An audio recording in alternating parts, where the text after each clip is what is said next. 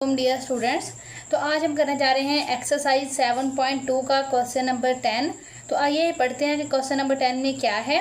Convert each of the following equation into slope intercept form, two intercept form, normal form. हमें एक equation of line given है और इसको हमने slope intercept form में लिखना है, टू इंटरसेप्ट फॉर्म में लिखना है और नॉर्मल फॉर्म में लिखना है।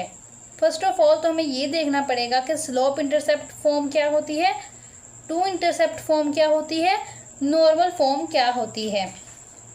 तो आइए देखते हैं। फर्स्ट ऑफ ऑल तो ये देखें कि हमारे पास एक इक्वेशन ऑफ लाइन जो होती है वो इस फॉर्म की होती है, जिसमें दो वेरिएबल्स हैं, एक्स है, वाई है और एक कांस्टेंट है सी।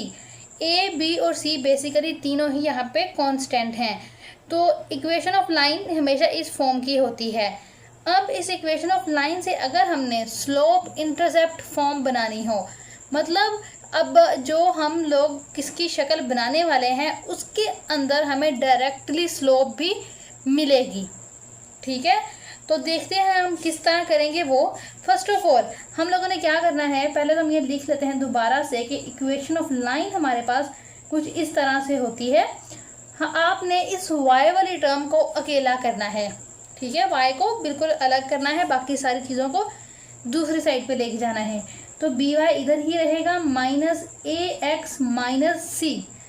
ए एक्स भी पॉजिटिव है, सी भी पॉजिटिव है।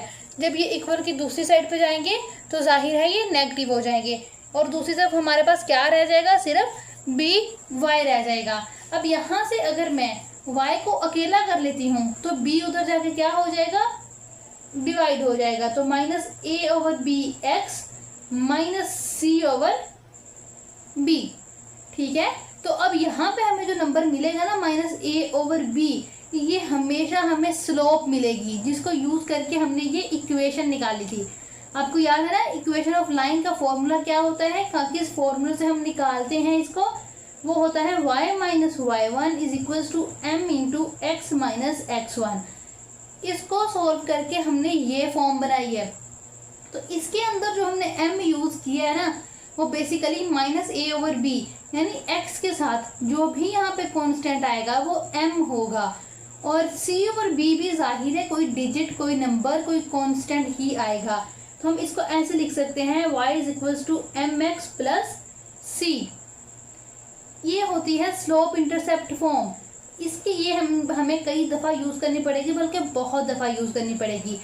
अगर हमें इक्वेशन ऑफ लाइन गिवन हो ना कुछ इस फॉर्म की और हमें कहें कि बताओ इसकी स्लोप क्या है, तो हम सिंपली y को जब अकेला करेंगे तो x के साथ जो भी कांस्टेंट आएगा वो उसका स्लोप m होगा।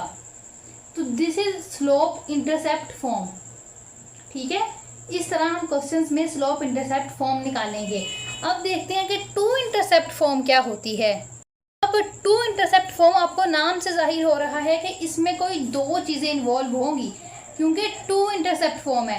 सबसे पहले तो इक्वेशन ऑफ लाइन हम लोग वैसे ही लिख लेते हैं ताकि हमें पता चले कि हमने किसकी टू इंटरसेप्ट फॉर्म निकालनी है। इसमें क्या होता है, सबसे पहले आपने ये वाला जो कॉन्स्टेंट है इसको वन करना है। वन करने से मुराद ये है कि इक्वेशन जो है इक्वल की दूसरी साइड में हमारे पास वन आए। I am tell you later like this is minus c. क्यों, क्योंकि ये प्लस इधर आके जाहिर है ये माइनस ही होगा।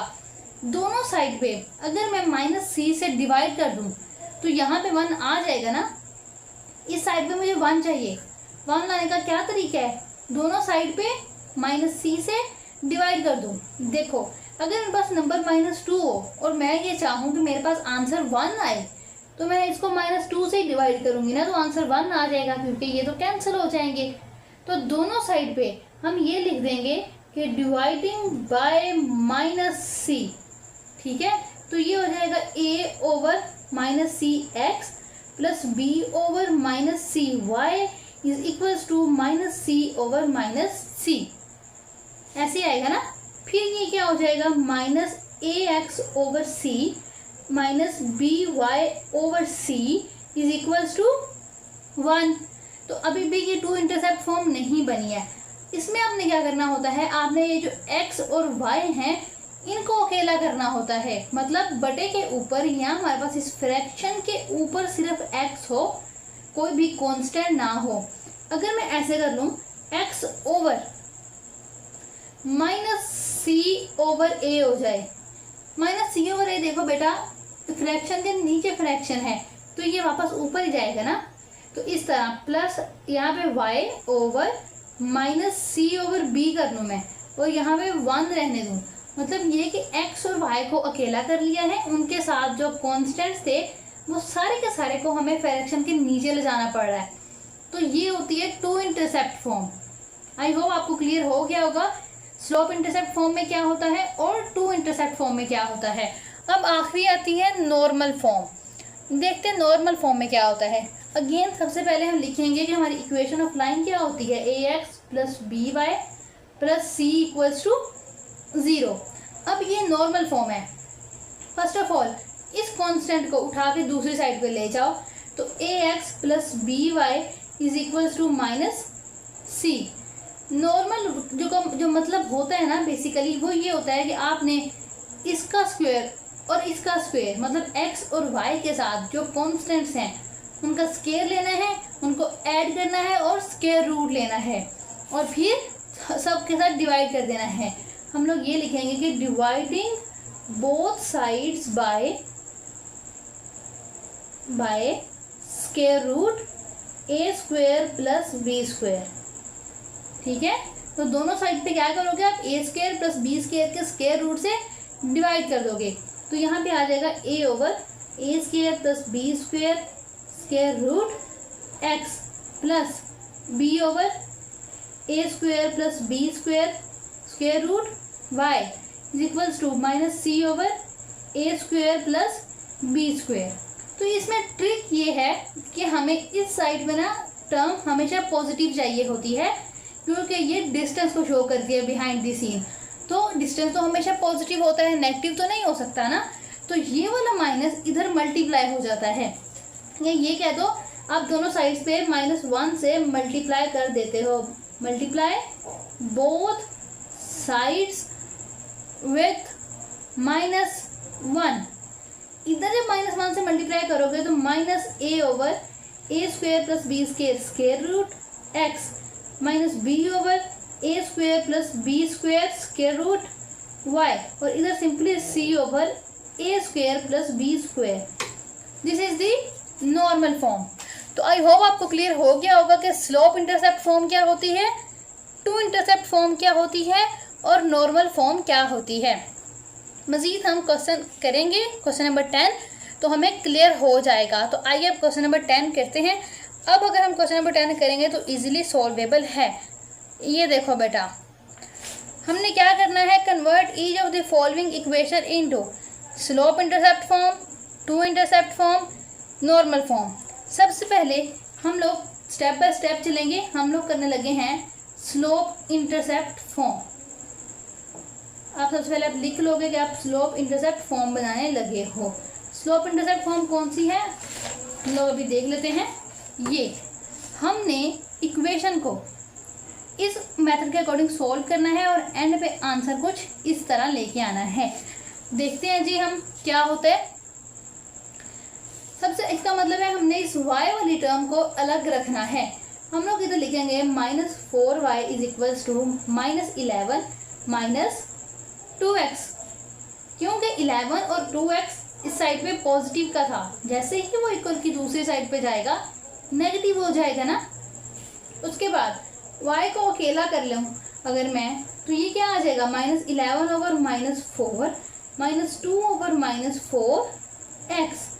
तो y क्या आ जाएगा, माइनस तो माइनस से कैंसिल हो जाएगा तो 11 ओवर 4 माइनस माइनस से कैंसिल, 2 1 ज़ा 2 2 2 ज़ा 4 1 ओवर 2x। ठीक है, तो बिल्कुल ठीक लिखा हुआ है। इसको हम लोग अगर अरेंज करके थोड़ा सा लिख लें तो वो आ जाएगा 1/2x प्लस 11/4। यहाँ से आपको स्लोप दिखाई दे रही है 1/2 है, c दिखाई दे रहा है 11/4। ठीक है, आगे चलते हैं। स्लोप इंटरसेप्ट फॉर्म तो हो गई ना, आप देख भी सकते हैं कि एक m निकलता है एक c निकलता है, तो m और c ही निकला है ना हमारा भी, तो स्लोप इंटरसेप्ट फॉर्म तो हो गई। इसके बाद क्या है, टू इंटरसेप्ट फॉर्म, उसकी तरफ चलते हैं जी। तो ये मैंने इक्वेशन लिख लिया जो हमें गिवन थी। टू इंटरसेप्ट फॉर्म बनाते हैं, पहले देख लें कि क्या था भला टू इंटरसेप्ट फॉर्म। हमने इस मेथड से सॉल्व करना है, एक्स के साथ कोई कांस्टेंट नहीं रहने देना, एक्स और वाई के नीचे आएंगे जो भी कांस्टेंट आएंगे, और राइट साइड पे 1 चाहिए। सबसे पहले हम लोग क्या करते हैं, 2x - 4y को इधर ही रहने देंगे, ये +11 इक्वल की दूसरी साइड पे जाके जाहिर है कि -11 हो जाएगा। अब हमें राइट साइड पे क्या चाहिए, 1, और 1 कैसे आएगा, अगर हम इसको -11 से डिवाइड कर दें। और मैथ में ये रूल है, अगर आप इसको -11 से डिवाइड कर रहे हो राइट साइड को, तो लेफ्ट साइड को तो करना ही पड़ेगा। तो आप यहाँ पे लिखोगे डिवाइडिंग बोथ साइड्स बाय -11, तो 2/-11x -4/-11y, यहाँ पे आ जाएगा -11/-11 सिंपली। उसके बाद इसको आप लोग लिख सकते हो -2/11x, माइनस से cancel, +4/11y is equals to 1। अब क्या होता है टू इंटरसेप्ट फॉर्म में कि हमें फ्रैक्शन के ऊपर सिर्फ x और y चाहिए होता है, सारे के सारे कांस्टेंट नीचे हैं।